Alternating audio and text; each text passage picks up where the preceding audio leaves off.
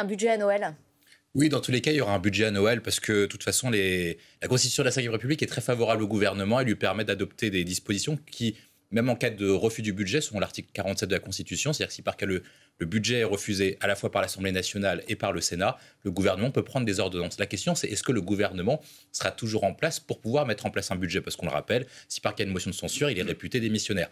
Or, ce qu'on a vu, c'est que depuis le réquisitoire du parquet contre Marine Le Pen change de stratégie pour différentes raisons. La première, c'est qu'elle doit faire changer la séquence de communication qui était portée sur son cas personnel vers Michel Barnier. Le deuxième point, c'est que l'opinion publique à l'égard de Michel Barnier a changé ces 2-3 dernières semaines avec la multiplication des fronts sociaux. C'est-à-dire que Michel Barnier, qui avait une cote de popularité comprise entre 40 et 50%, est passé maintenant à une cote structurellement défavorable, aux alentours de 30%, ce qui fait que comme vous êtes impopulaire, vous avez moins de raisons à soutenir l'éventualité de ne pas censurer Michel Barnier. L'autre point, c'est que lorsque vous regardez les multiplications des fronts sociaux, en fait, ça touche exactement le nouvel électorat de Marine Le Pen. C'est-à-dire que la hausse des taxes, c'est contre ce nouvel électorat qu'elle a gagné en faveur de la droite, en faveur des CSP+, et des chefs d'entreprise.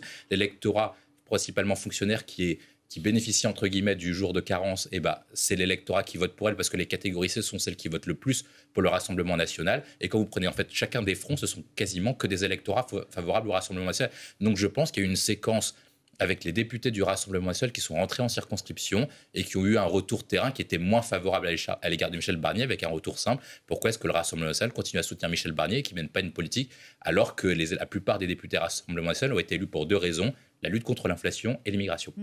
Alors, pour effectuer du budget ? C'est possible qu'il en donne parce qu'il a... En fait, sur le budget, il a une situation qui est véritablement compliquée. Moi, je pense qu'il y a eu un tournant, c'était que au départ, quand il a fait son discours de politique générale, on avait l'impression que sur les 60 milliards d'euros d'économie, c'était 40 milliards d'économies et 20 milliards de hausse d'impôts.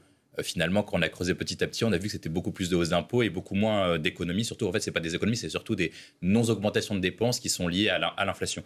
Et donc, on a eu une tonalité où on avait l'impression que chacune des catégories de la population était ciblée en fait par le gouvernement en disant voilà, on va vous punir vous, on va vous punir vous, on va pas punir vous. Ce qui a inversé la tonalité qui était, au départ, Michel Barnier venait à peu près pour se sacrifier, pour répondre et faire un budget de rigueur. Et là maintenant, c'est pas lui qui se sacrifie, mais j'ai l'impression que c'est les Français qui sont punis et chacune des catégories sont touchées. Le deuxième, en fait, comme il sait que si par cas il passe pas l'étape du budget et qu'éventuellement il devra passer par 42.3, ce qui implique éventuellement une motion de censure, il peut être renversé. Et il dit très bien dans différentes interviews qu'il y a 2 phases. Il y a la phase du budget et il y a une autre phase où il présentera son calendrier de réforme. Jusqu'à au départ, il disait 2029 et puis au final, il a changé en disant plutôt 2027. C'était un horizon qui était beaucoup plus sévère. Et à ce moment-là, peut-être qu'il peut s'engager sur différentes choses. On sait déjà qu'il va mettre sur la table avec Bruno Retailleau une loi immigration. Donc éventuellement... Alors la loi narcotrafic, déjà, qui va arriver en janvier. Ouais. Il y aura une loi immigration vraisemblablement qui sera favorable, en tout cas qui répondra à une partie des préoccupations des électeurs du Rassemblement national. Et éventuellement, il peut mettre un autre sujet sur la table qui est la question de la proportionnelle, où là, il a une difficulté, je pense, c'est que la question de la proportionnelle sera inverse à l'intérêt de sa famille politique, qui est celle des Républicains, qui se maintient notamment grâce à un ancrage local. Donc je ne suis pas sûr qu'il la mette véritablement en place. Ce qu'on pourra aboutir éventuellement, c'est une part de proportionnelle et le reste en scrutin majoritaire. Gabriel Attal ? Michel Barnier devait déjà faire face au NFP, qui était coalisé contre lui, et en plus maintenant une menace de censure du Rassemblement national, et il doit faire face également aux dissensions au sein de son propre groupe parlementaire. On a vu qu'il avait dû céder à Laurent Wauquiez, qui avait obtenu un arbitrage favorable sur la question des retraites, et là maintenant, Antoine Armand demande un allègement, en tout cas de la mesure. Pourquoi est-ce qu'il demande un allègement ? Parce qu'en fait, lorsqu'on reprend la composition du gouvernement Barnier, il faut se rappeler que lorsqu'ils étaient réunis en groupe commun, en fait, au départ, le ministère de l'économie et des finances devait revenir à Laurent Wauquiez, ou en tout cas à un républicain. Ceux qui font bloc et ceux qui refusent cette proposition, c'est Attal et Macron. Et c'est Attal qui impose Antoine Armand à Michel Barnier. Donc, en fait, la fidélité d'Antoine Armand, elle ne va pas à Michel Barnier, mais elle va à Gabriel Attal, en se disant qu'en plus, vous avez une hypothèse comme quoi le gouvernement ne tiendra pas, qu'il faudra revenir siéger au groupe parlementaire, qui est présidé par Gabriel Attal, et qui, par cas, il ne veut pas avoir de problème avec le futur président du parti, enfin secrétaire général de Renaissance et président du groupe. En tout cas, il faut donner des gages à Gabriel Attal.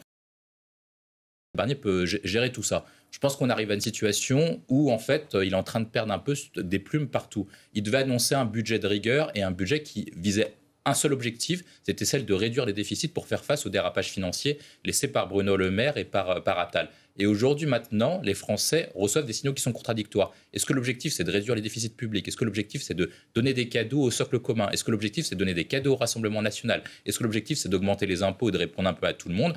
Au final, j'ai l'impression, moi, que la ligne directrice de Michel Barnier est en train de se perdre, dans la mesure où, en fait, il donne des signaux à tout le monde, mais dans le même temps, il donne des signaux punitifs à tout le monde. J'ai l'impression qu'il y a pas beaucoup de gagnants et beaucoup de perdants dans ce budget. Et c'est là où il doit faire un tournant si par cas il veut rester en vie et remettre le socle commun derrière lui pour dessiner une perspective si par cas il veut rester plus longtemps que la phase de décembre. C'est ça.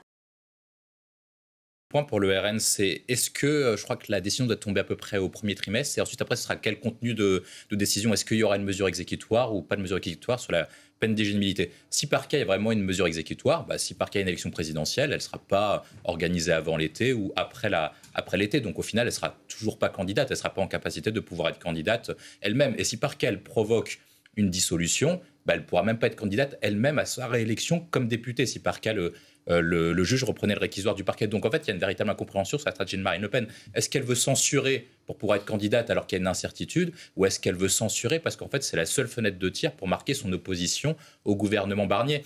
À peu près ce qui se dit ou ce qu'on peut analyser, c'est que il y a quelle fenêtre de tir elle peut pour montrer son opposition au gouvernement. Et il y a cette phase-là.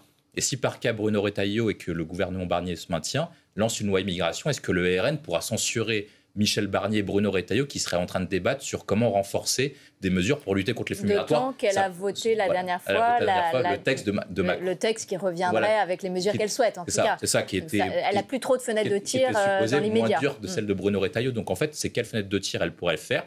Et autre point, moi je pense que c'est ça le changement, c'est que vraiment quand on regarde toutes les enquêtes d'opinion portées sur Michel Barnier et sur les questions de motion de censure, on voit bien qu'il y a eu un tournant les 2-3 dernières semaines et que maintenant le jugement contre Michel Barnier est beaucoup plus négatif, surtout sur 2 électorats spécifiques, ceux du NFP et maintenant du RN, qui sont majoritairement contre Barnier. Là, mais